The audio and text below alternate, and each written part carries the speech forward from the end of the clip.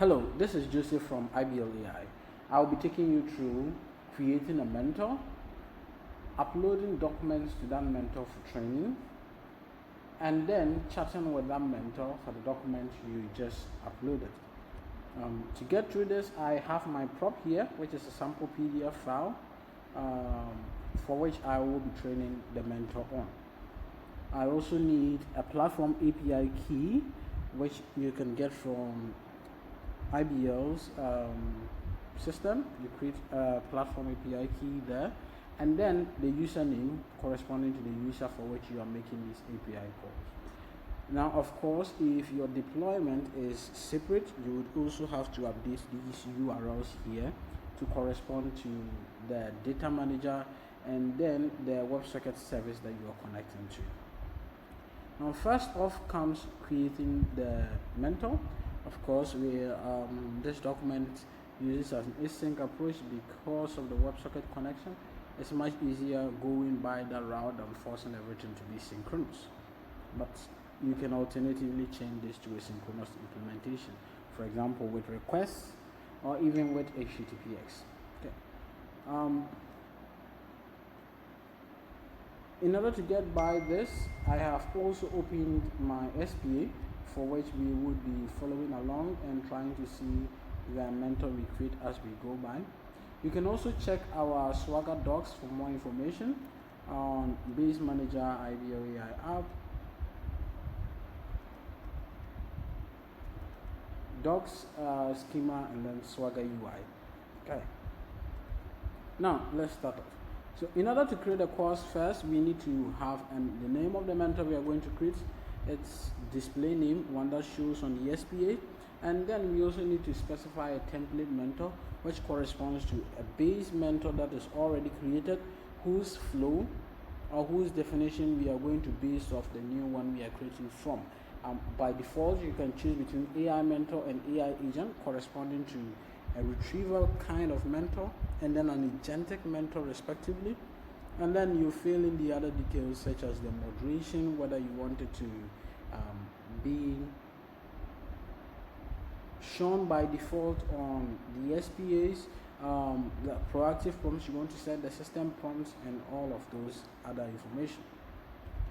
Next, we use the API keys we had to define the header. Keep in mind the authorization scheme over here, very important. We do have different kinds of authorization. In this particular example, we are using an API token authorization corresponding to a platform API key.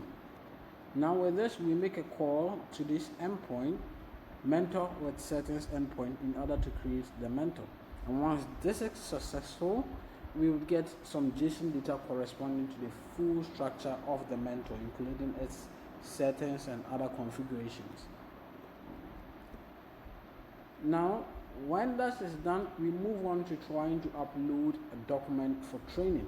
For this, we have different kinds of documents you can upload.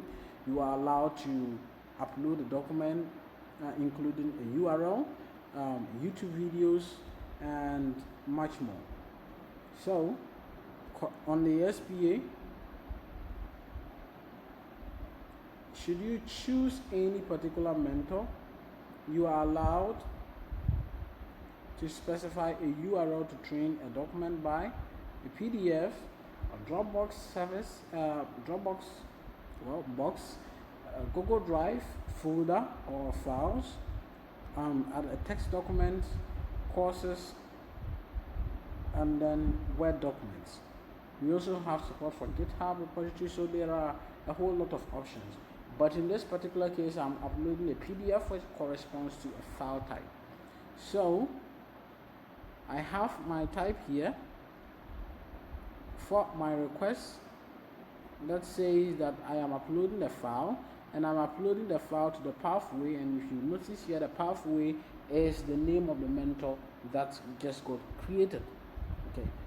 By default, all of IBL's mentors or agents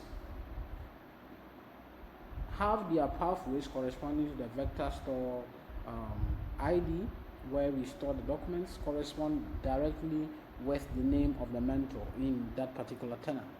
So we have that here, and then we send in the files bytes and then the MIME type to the API endpoint to train the document. Now do keep in mind this is going to invoke a worker process to run in the background, so we have to check to make sure that the document is done training before we can start asking questions on that document. And so we move on to wait for the document to start training. Here I am querying the documents for the mentor and I'm checking that they are all marked as trained.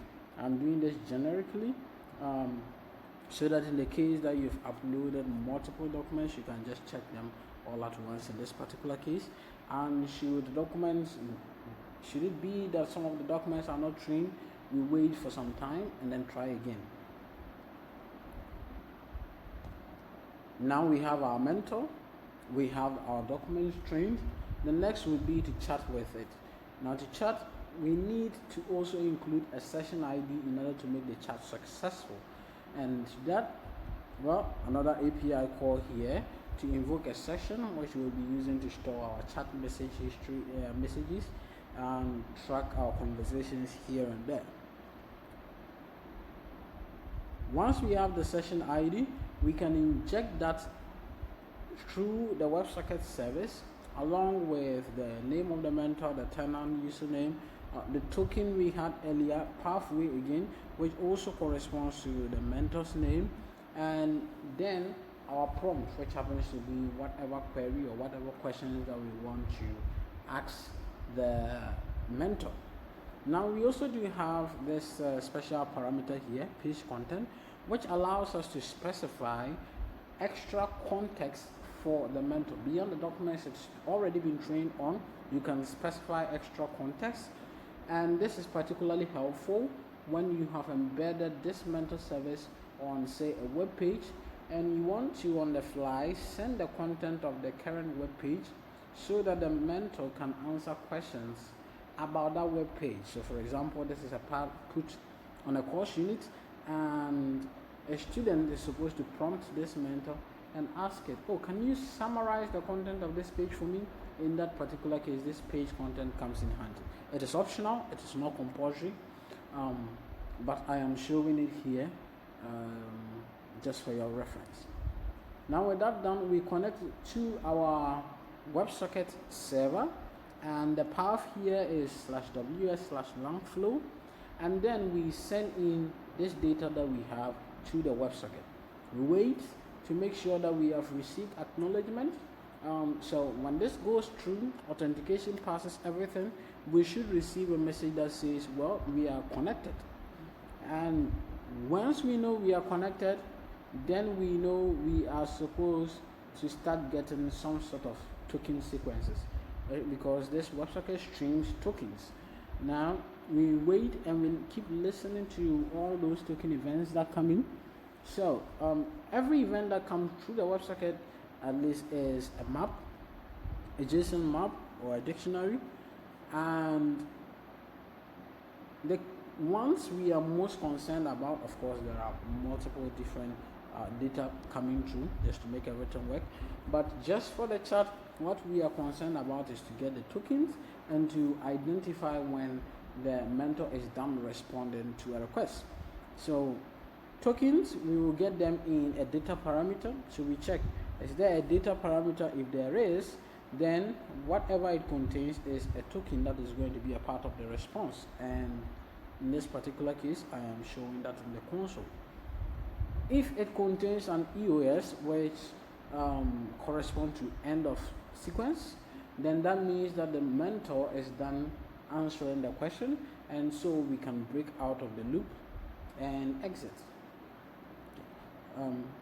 Of course, we can do this multiple times, but in this case I am just asking one question and that is it. Now down here you see the summary steps of all those functions being put together. We create a mentor. With that results done, we upload documents, PDF document to the mentor, then we wait to make sure that the document training is done, and then we create a session, and with that session's ID we begin to chat with the mentor. Of course, the first step It's not something you do too many of the times, and you should keep in mind, no two mentors in the same tenant or the same platform can have the same name or the same Slack. So do keep that in mind and make sure you are not trying to create two mentors with the same name. In which case you are going to receive an error message that the mentor with that name already exists, and then you change it to a more desirable name. So let's test this out. I have my PDF document here, and now do keep in mind also, I also have my access token and the username stored as environment variable, which I'm loading for use. So let's hit it. Okay. Now first, request goes through to create a mentor with settings, and just for visibility, I am logging the data for the mentor. We see the mentor's name, the unique ID, its platform, Slack, and all of those details. Then we upload documents for the mentor to be trained on, and as you can see, we get back some tax ID which showing that the document is being trained in the background. So of course this is not a direct pipeline, so we would have to wait for some time to make sure that the training is done. And as you see here, well, after 5 seconds the training was not done, so we had to wait again and try again. And then, well, finally, some good news. All the documents for the mentor we just created are trained, so now we can start prompting with peace of mind, and we know every document is going to be accounted for in the response. Now with that, we get a new session ID, which is a UUID, and we start to prompt the mentor. So again, when we prompt the first time, we get a notice status that says that, well, the connection is successful. And then this is a question we are asking it: how does AI help in healthcare? And we have a sequence of tokens.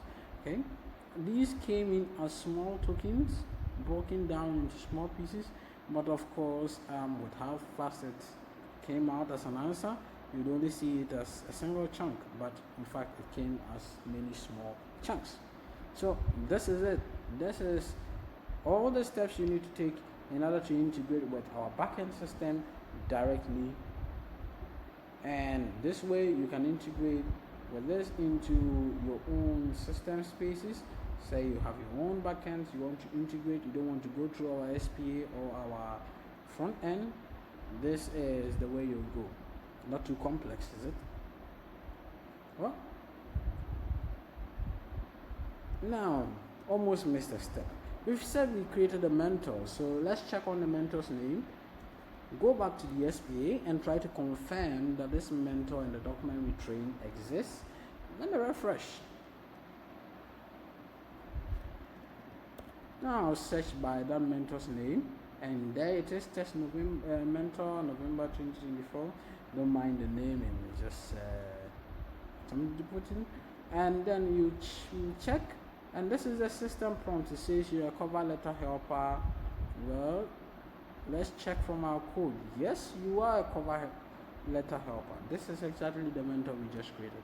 And now when we go into data sets, you will see we have the doc.pdf, the document, this document here that got trained. Expand it just to be double sure again, and you can see the actual PDF as long as you are a platform admin with access rights. Okay, and that is it. Voila, you can even start chatting with this mentor on the SPA. See you next time.